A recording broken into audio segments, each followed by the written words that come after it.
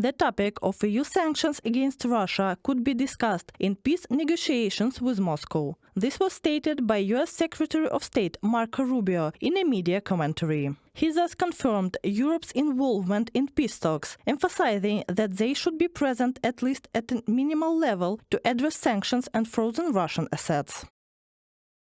I think what it says in the statement is that they raised the need for the Europeans. But I have already said publicly the Europeans have issued a series of sanctions against the Russian Federation, and I would imagine that in any negotiation, if we get there, hopefully, with the Russians, that they will raise the European sanctions that have been imposed upon them. So I think that the issue of European sanctions are going to be on the table, not to mention what happens with the frozen assets and the like. Marco Rubio, US Secretary of State, in a media commentary. European countries have become more active regarding participation in peace negotiations, following a statement by US Special Envoy for Ukraine and Russia, Kate Kellogg, in mid-February. He noted that Washington did not see the EU's presence in the peace process. Since then, EU countries have held several meetings focused on increasing defense spending and strengthening support for Ukraine. Additionally, on March 11, the European Parliament adopted a resolution calling for increased pressure on Russia and security guarantees for Kiev. The resolution also mentions the possibility of confiscating frozen Russian assets in Europe. Russia must pay for the massive damage caused in Ukraine. Russian sovereign assets immobilized under EU sanctions must be confiscated and used for Ukraine's defense and reconstruction. From the European Parliament resolution. After Russia's full-scale invasion of Ukraine, the G7 countries decided to freeze Russian assets worth $300 billion, with approximately $250 billion held in EU nations. In July 2024, EU countries agreed to transfer the proceeds from these frozen assets to Ukraine, fearing that outright confiscation could violate the principle of sovereign immunity under international law. Recently, discussions on this issue have reignited. On March 12, the French parliament supported the EU's call to confiscate Russian assets. Meanwhile, the European Parliament held another debate on the matter, where most MPs expressed support for the measure. Such reparation must, as far as possible, wipe out all the consequences of the illegal act and re-establish the situation, which would in all probability have existed if that act had not been committed, and includes reparation for both material and moral damage. The obligation to provide reparation can be invoked by any state under international law. The General Assembly of the United Nations has already recognized that Russia must bear the legal consequences of all of its internationally wrongful acts, including making reparation for the injury, including any damage caused by such acts. Michael Gahler, member of the European Parliament. Russia is demanding the removal of some sanctions as part of peace negotiations. However, the EU has stated that it has no intention of lifting restrictions on the aggressor state. Instead, it plans to tighten them. On February 24, 2025, the European Union adopted its 16th package of sanctions, targeting Russia's shadow fleet, banking sector, and trade operations. Brussels is now working on the next package. We have to be really strong against the aggressor and achieve peace through strength. EU is standing behind Ukraine.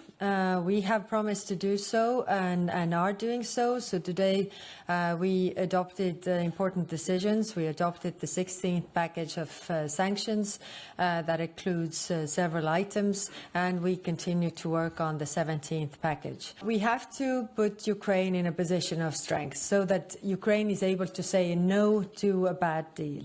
The sanctions are set to expire on March 15. The European Council renewed them every 6 months. An unanimous agreement from all 27 EU member states is required to extend them, but Hungary is blocking the extension. Budapest is demanding the removal of 8 individuals from the sanctions list. EU Foreign Affairs and Security Policy spokesperson Anita Hipper stated that the EU is determined to extend the sanctions on the time and reach a consensus among all 27 countries. Reported by Katerina Bastun, Andrei Dmitrenko, UATV News. Europe has leverage over Russia. This statement was made by Estonian Foreign Minister Margus Tsahkna while discussing regional security issues. In an interview with the German publication R&D, the diplomat stated that Putin's ambitions go beyond seizing Ukrainian territory. He aims to weaken NATO's influence and dismantle Europe's security architecture. According to the Estonian Foreign Minister, the EU is working to strengthen its position to ensure that Europe has a seat at the table in future negotiations. If Europe and Ukraine unite and Ukrainians are strong enough to reject a bad deal, then the US will have to align with Europe's position at the negotiating table. This war is already in Europe and we can only end it together. We, as Europeans, have significant means to pressure Russia during negotiations. They want access to 220 billion euros in frozen assets and an end to economic sanctions. Both of these are in our hands, not in the hands of the Americans. Margus Tsahkna, Minister of Foreign Affairs of the Republic of Estonia, in a comment to the R&D publication.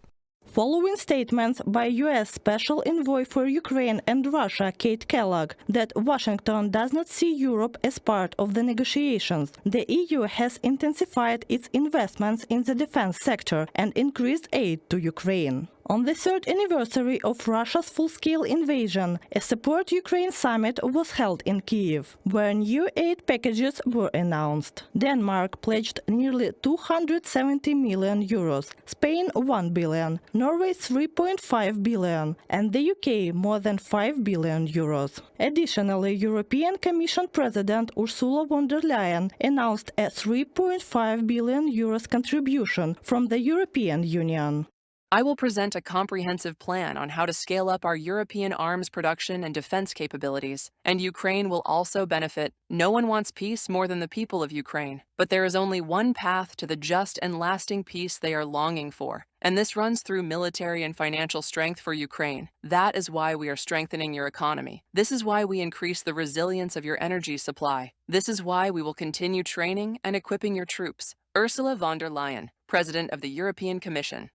Additionally, on February 24, the EU adopted its 16th package of sanctions against Russia and Belarus. These restrictions target the aggressor state's shadow fleet, the banking sector, the sale of dual-use goods, and trade activities. Experts emphasize that economic pressure is a crucial tool in exerting leverage over Moscow. The European Union has significant economic influence. Before the full-scale war, trade volume was quite substantial. Moreover, the EU plays a key role in the global financial system. The measures already implemented have sharply reduced trade between EU countries and Russia. It is not a complete halt, but it is a significant reduction. The latest sanctions package is aimed at further diminishing these economic ties. In the near future, Europe has scheduled several additional defense and Ukraine support initiatives. On March 2nd, regional leaders will meet in London for a security summit, with another event planned for March 6. European Council President Antonio Costa has already sent invitations to various European leaders, including Volodymyr Zelensky. According to organizers, the key topic of discussion will be the security guarantees for Ukraine. Experts believe the EU is prepared to take further steps to finance both its own security and continued support for Kyiv. One is obviously a renewed debt.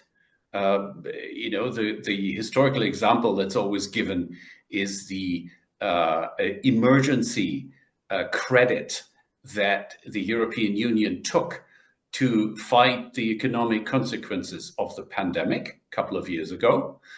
5 years ago, to be exact. And the other track which the European Union is considering is, confiscating the frozen Russian assets, which are more than 200 billion euros and are held in the European Union, most of them actually in Belgium.